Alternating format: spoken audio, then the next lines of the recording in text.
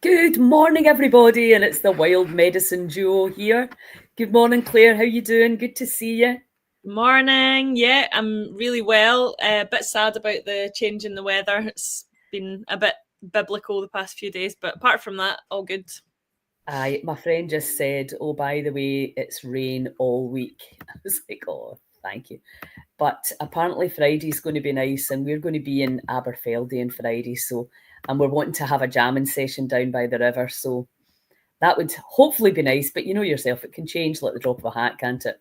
That's it. I mean, you can always ask the universe. I find that's a pretty powerful tactic. Yes. But just don't ask too often. So, what is happening wild medicine wise? Well, we're just about to dive head first into September, which is, I always think of August and September as the season of abundance. So there's so much out there, food wise, medicine wise, for foraging. Obviously, if you have a look at the book Scotland's Wild Medicine, there's the September section, and what plants I focused on through September were elderberries, rowan, and rose hips. So we're kind of into that season of fruit, and obviously people have probably noticed that the brambles have been out. You know, The there's brambles are amazing this year. Have amazing you this year. noticed that? Absolutely, yeah. I think that combination of quite a warm spring and summer, and obviously we've had a bit of rain as well. It's really good conditions for the brambles, so they're nice and ripe at the moment. So and really big as well. So it's definitely a good time to be picking the brambles. Interestingly enough, I put the brambles in the October section in the book, but it just shows you that actually everything's a bit early this year. So they might well be past the picking stage by October. So do get out and start harvesting them now. We've actually, in my brother's garden, and actually just kind of growing it across the wall, we've had loads and loads. And my sister actually and we decided to go. She was over for the week. She wanted to make bramble crumble. And we went away out looking for them. And then we came back and we're like, look at the ones that are right here, right under our nose, like millions of them. Because I think it depends, I'm assuming, what side of the light you're on.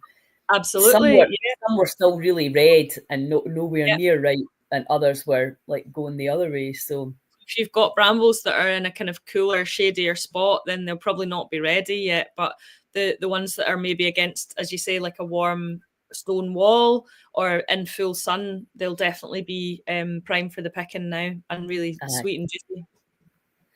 yeah, so it's interesting. I was up at Ingliston. I don't know if it's a hotel kind of in the Erskine Bishopton area. I don't know if you've ever been there, but they've got a beautiful orchard full of trees. And I was like, but it's that manpower thing, isn't it? To harvest the fruits and then to preserve them in some way. Yeah. Because they had pears and peaches and apples, and I was like, get some volunteers up here to pick all this stuff. And it made me, because it was the same at Barmolloch, and I'm sure it's the same for you. You've got your herbal helpers, obviously, and obviously you're aware of what's coming and when it's coming because you're there all the time. But the harvest thing, and it's the same with foraging. It's like, oh, I meant to go and dry some of that. I meant to get some of, it's really creating these new habits and having a space and a place where you can dry stuff, pickle it, make it into medicines, teas, whatever you're going to do, so that you've got some nice stuff during the winter. Absolutely, yeah, very much so. Growing your own food and foraging is very much about preserving gluts of things when they start to come out. So, at the moment, like you were saying, there's loads of brambles. You want to be looking at ways that you can preserve them for health and for using through the winter. And again, it's been a bumper season for mushrooms. The chanterelles have been incredible this year. They were still kind of in the middle of chanterelle season. There's been, ceps coming out, and it really has been quite a season of abundance. So I suppose if you're just picking and harvesting for yourself and your own needs, then it's a bit easier. But if you're trying to do that on a larger scale or trying to preserve an entire orchard full of fruit, then it's a bit of a different ballgame. And yeah, you're absolutely right. It does take people power to do that. So it can be quite a tricky situation. Yeah, well, and I suppose when you're, because obviously when at Barmolloch, they've got so much food growing there, and I would harvest a lot of it when especially as you say, August is just like so much amazing stuff, and I would take it into the village for people. But again, it's quite work. It takes hours to do that. Yeah, it's very labour intensive. Yeah. Yes, yeah, absolutely. So how do you manage that? Is it mainly with the herbal helpers that you manage that? No, to be honest, the herbal helpers don't really get involved so much in the preserving of foods. What herbal helpers is it's like a work exchange that I only run that 3 times a year. So it's basically people come and help in the garden. They help with weeding. They help to make medicine. So it's more about making herbal remedies and helping with kind of infrastructure in the garden. But the main bulk of the harvesting and preparation of the food side of things, that's me in my spare time. And this year, of course, I've got an apprentice who has been helping. She's actually away at the moment. She's not been around for a good few weeks now. So at the moment, it's mostly me that's doing it. But I do have some housemates that are also quite interested in helping as well. But yeah, there's no, I don't really have volunteers so much to do that at the moment. Mm-hmm. Yeah, because I definitely understand the need to preserve and the time that it takes. But it's so worthwhile and it's so lovely when you come. It takes a lot of time, but time is a valuable thing, and it's like, what do you want to spend your time doing? And for me, it's like, well, if you can invest that time, okay, not everybody has the time, but if you can invest that time into, creating these things that you're going to be putting in your body that are generating better health, then that's, such a valuable thing to do with your time. Yeah, absolutely. So what are you seeing just now in terms of general health picture, and what are the medicines to help? Yeah, so I suppose at the moment, what am I seeing in terms of general health? Do you mean like acute things, like what's kind of coming up, or? Yeah, well, there seems to be a lot of people not being well, and I mean, I know we have these chronic kind of autoimmune things still lingering about for so many, but also just like the kind of, I don't know, I suppose allergies, summer flus, colds, whatever. What are you seeing anything kind of repeating? Yeah, I think at the moment, I mean, a good few weeks ago, there was definitely some kind of respiratory infections going around, which feels like a kind of strange time of year, maybe for, lots of viruses and respiratory things to go around. But often at the turns of the seasons, which, the season is going to be turning soon. I mean, autumn is starting to creep towards us. We're definitely getting those first signs of changes. Then that is a time to definitely look out for immune system health. And of course, nature does provide in abundance those remedies that help to boost our immune systems at that time of year. So like I was saying, the elderberries and the rowan berries and the brambles and all the mushrooms obviously have immune modulating properties as well. So it's interesting that, there does tend to be that kind of thing around a bit more at the turn of the season, and nature's providing exactly what we need in order to support ourselves through those situations. She's but I suppose so clever, isn't she? So clever. Clever nature. So can we just talk a little bit about elderberry and rowan berries? Because I think my thing is always like, we need sugar to make these things. Yeah. So can you talk a little bit to that? Because, we're always, we need to cut back on sugar. But so where is the balancing line?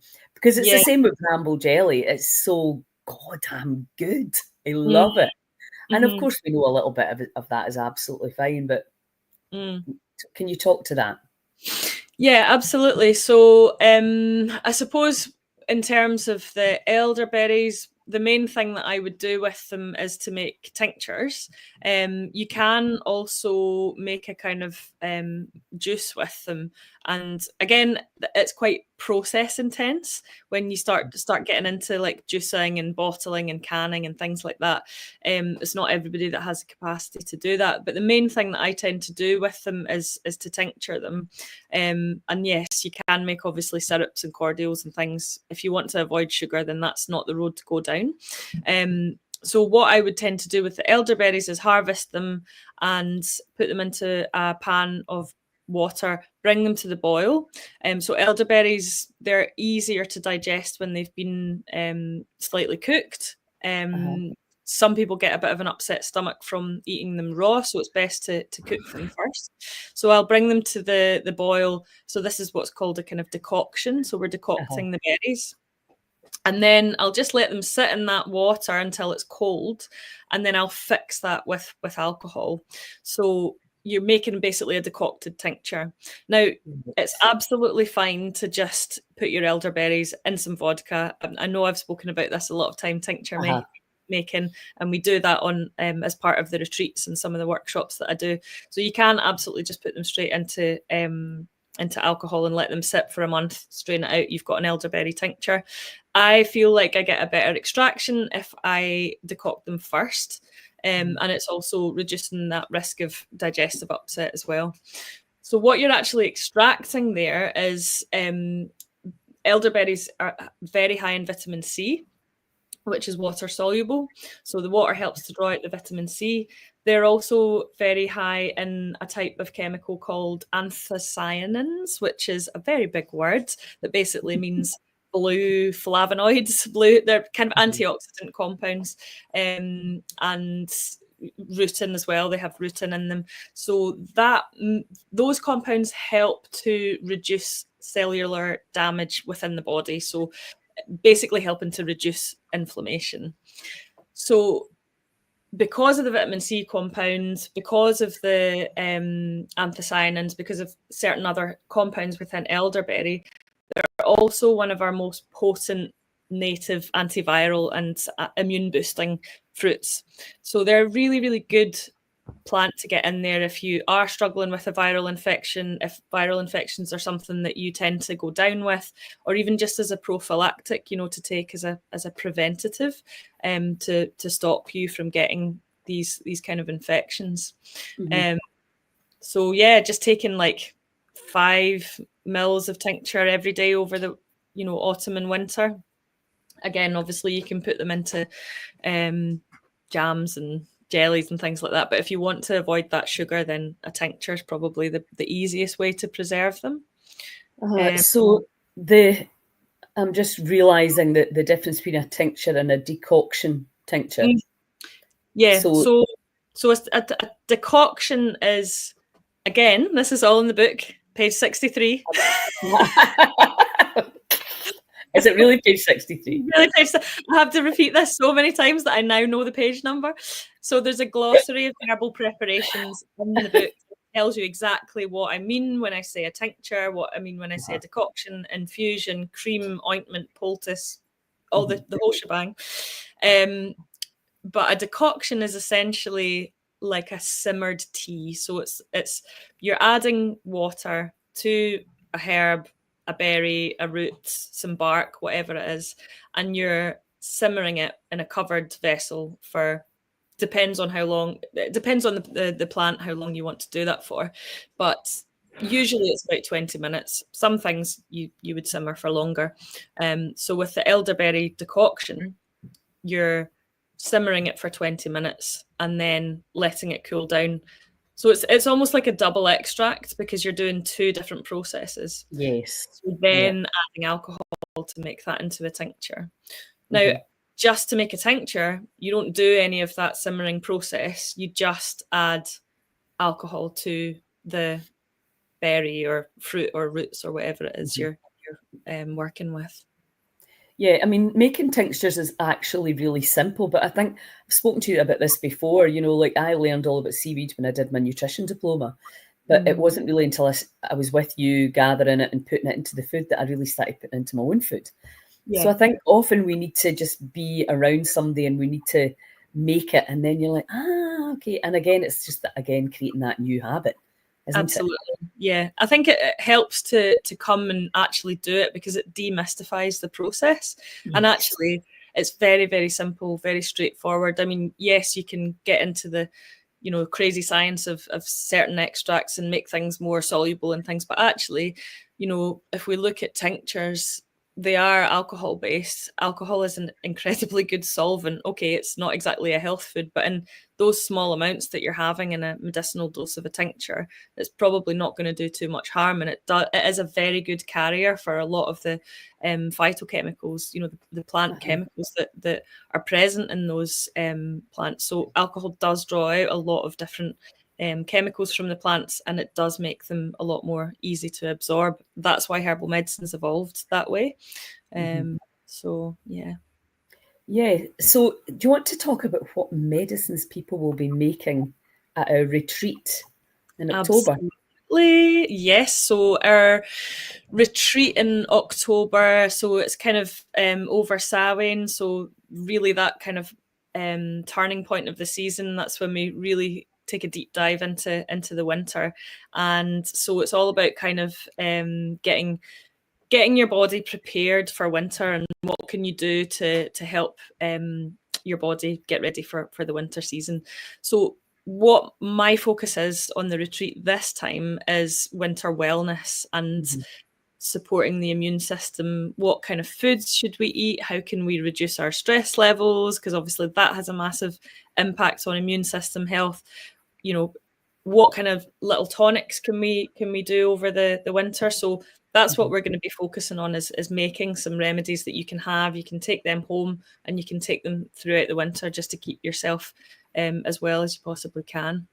And I think it's a challenging time. It's a threat to just that cold and damp, and especially in in Scotland, where it's cold, damp, dark. Well, exactly. And we know that, people who are vulnerable are more vulnerable in the winter. Absolutely.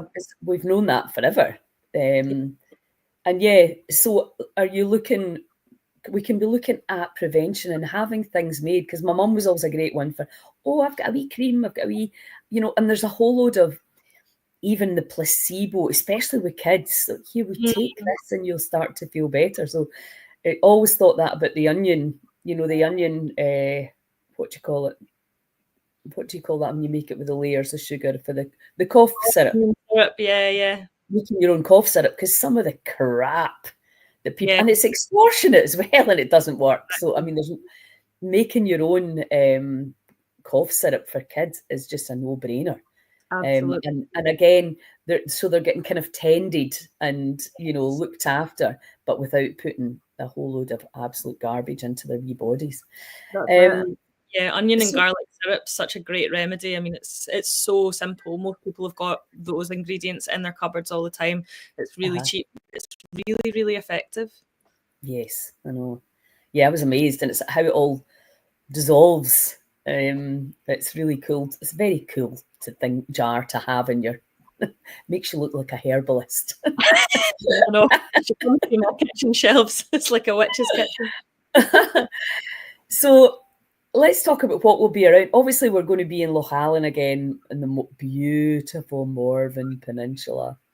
I was talking to James from Arisig Sauna the other day, and he was hoping to get the sauna across for the festival, but unfortunately it's not going to happen. But I'm just looking forward to being back on that peninsula. I just love it. And obviously that road trip that you and myself and Ian took, where I was like, am I in the Jumanji cartoon here? It's just like, wow.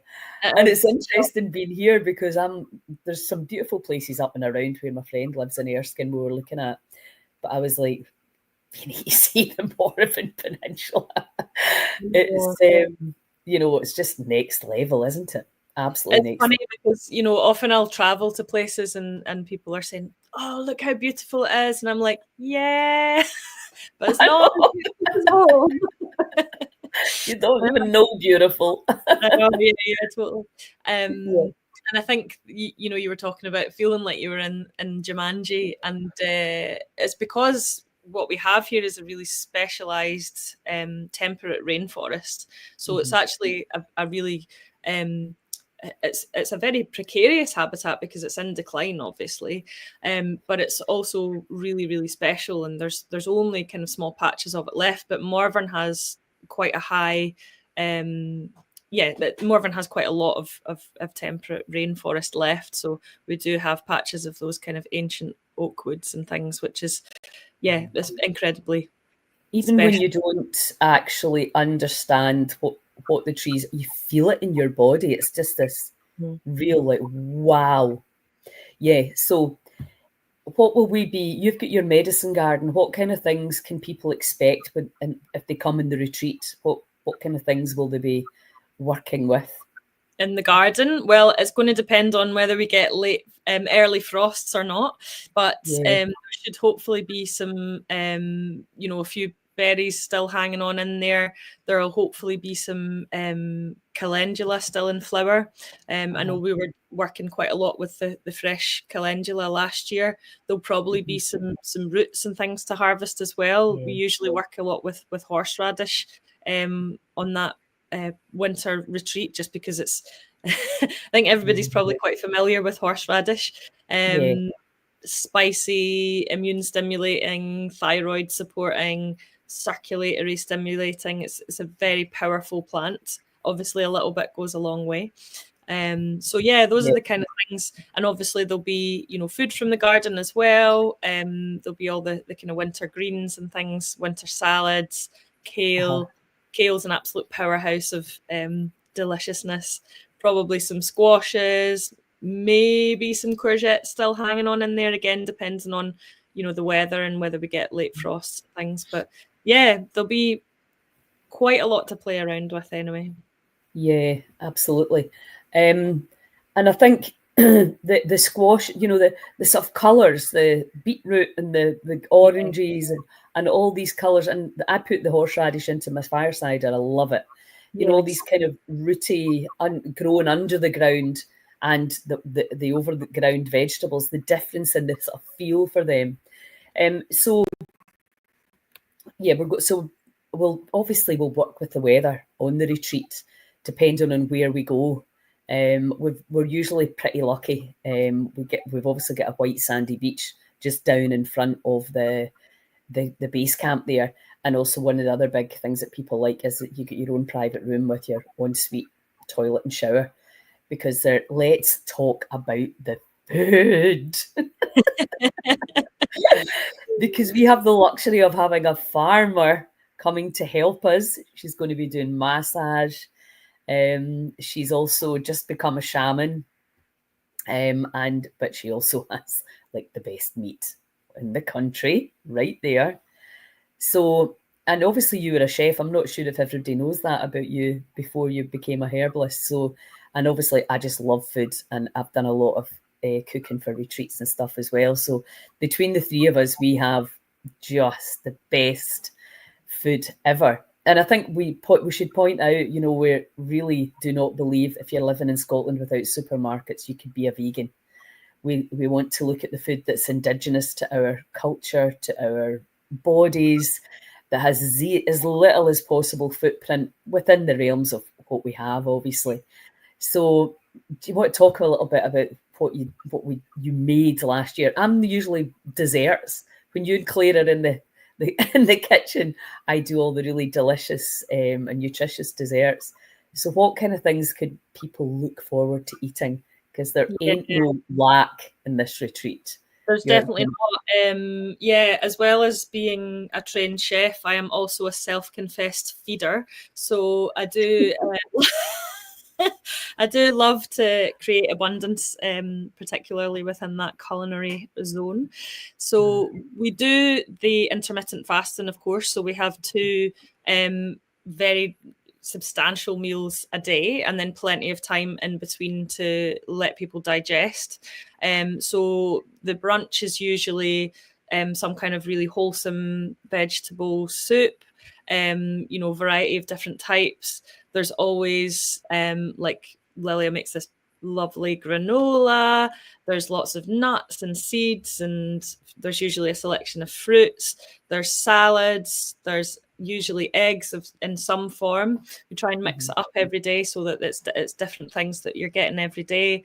Nut butters. I make an organic sourdough spelt rye and oat seeded loaf, so that gets put out at the brunch as well. It's really kind of, it's an opportunity for us to get a bit creative in the kitchen. So I'm always adding in like foraged ingredients and, things from the garden and stuff that's going to make it a bit more exciting. And it's super diverse. I mean, diversity points. Every single bite will have like 50 diversity points. So that's key. We're trying to encourage all these things that we talk about and that we tell our patients and that we put out there on social media. So we're trying to encourage people to kind of just live in that way for a few days. So then the evening meals tend to be obviously Claire, our farmer shamanic massage friend, brings often, like there may be venison, there may be lamb, there may be beef. I usually combine that with some locally foraged berries, seaweeds, ferments either from the garden or fermented wild plants as well. I think last year I made a kind of pulled lamb dish that had it was sugar kelp, hawthorn, fermented wild garlic, and then we just had like loads of roasted vegetables, roast potatoes from the garden, loads of salads. So it's a proper feast, and the evening meal is 3 courses. The brunch is, again, it's a kind of buffet, but you can just have like a little bit and there's always plenty to go around. So it is one of the kind of highlights of the retreat is the food side of things. And for us it's just so fun and such an opportunity to get really creative in the kitchen with flavors, and also just thinking about that medicinal cookery as well, that deep nutrition that you can get from your food. Well, it's the medicine, isn't it? And that's where we got lost along the way somehow, and that's why you and I come out of that retreat after 4 days feeling great because well, I'm a feeder too. And I love when you hear people, raving about the food, such a big part. And nobody misses the third meal of the day because we get up in the morning, we do our breath work and our meditation and whatever we're going to be doing. I want to talk a little bit about what I'm bringing in this year. And then obviously by that time, and it's better to do all these things on an empty stomach anyway. And then we have our meal at night, and it means that the body's had time to digest all that food. And then when you go to sleep, it can do all the magical and mysterious things that it's naturally designed to do. So so I've been delving into the heart frequency of 528, which is the center of the toroidal field, and it's also the center of the color spectrum. So that has taken me on this super exciting journey. So obviously when you come for 4 days with us at the retreat, I can really give you all the understanding of this vibration and frequency and how you can utilize it for your own healing, how to calm down your kids or your grandkids or your parents. It is really, really fascinating, and it's super easy. And the book that I've been reading is, I've had to one chapter, I've had to go, I just do not understand this. It's way beyond my level of mathematics. And he's talking about the pyramids and the photons and the phonons in the body, the sound and the light, and how that's affecting our vibration, along with all the other things, the foods, the herbs, the mindset. But it's really, for me, putting this really nice, it's nice to learn something new as well, isn't it? Absolutely. Putting this new kind of edge on what we're doing in terms of Scotland's wild medicine, really helping people to understand that certain frequencies heal, and even the herbs all have frequencies. So maybe you can obviously tell the complete chemical breakdown and how it works in the physical body and the mental body and astrologically and all the incredible information that you have on it. But it's also for people to really understand and trust their own bodies, to trust the herbs and to understand the vibration. I think that's key to being able to break free from a system that might not serve you in the future. It's got to be about trust in the body and just changing the relationship with this incredible vibrating mass. And in this book, he was talking about animals eating grass when they're not feeling well, or certain herbs.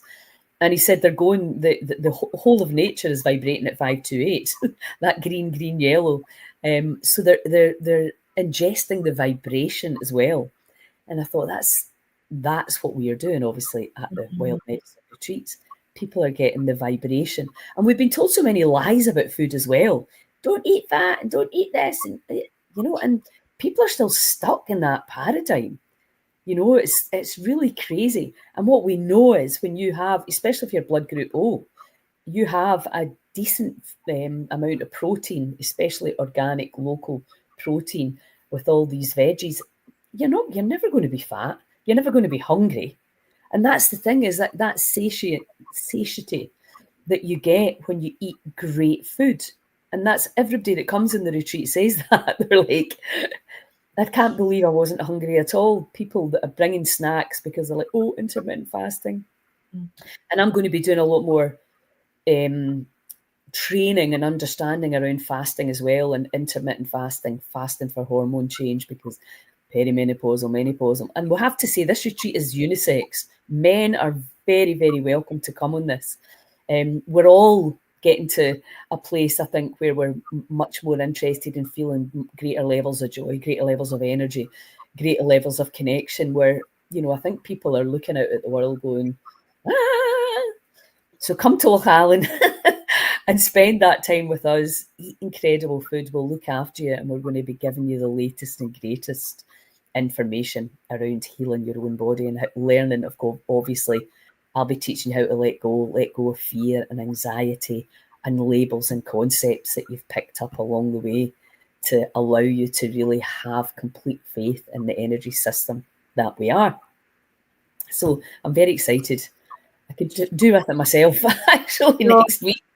Well, that's the thing, isn't it? We've often said that at the end of the retreat, we feel like we've been on retreat because you get so much from it. And obviously, again, it's that resonance and that connection and that kind of energy. You're picking it up from everybody else that's been there and how much they've healed over the few days that we spend together. And obviously we're benefiting from each other's inputs into the retreat as well. So, I've definitely led workshops, done retreats and things in the past, and I've needed like a week to recover from it. But when we do these retreats together, I feel really good by the end of it. So that's great work. So I met May. She came up to a breath work I was doing, and it was great to see her. And she was saying that first retreat she did with us in Barmall totally changed her life and put her in a completely different trajectory. She's running her own business now, and it's not all down to us, obviously,